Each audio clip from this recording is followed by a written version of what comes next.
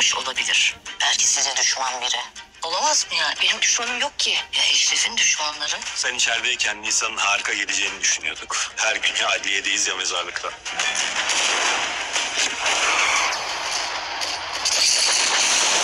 Tek gitme. Benim adım Eşref Tek. Tek geldim, tek giderim.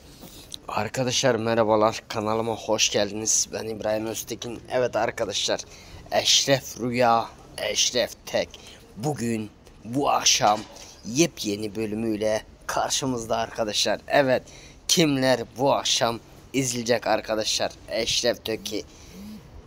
Yani biz aslında çarşamba günün ismini Eşref Tek olarak koymuşuz arkadaşlar. Biz seyirci olanlar değil mi arkadaşlar? Peki arkadaşlar, madem siz de benim gibi Eşref Tek'i seviyorsanız o zaman videomuzu beğenmeyi unutmayalım.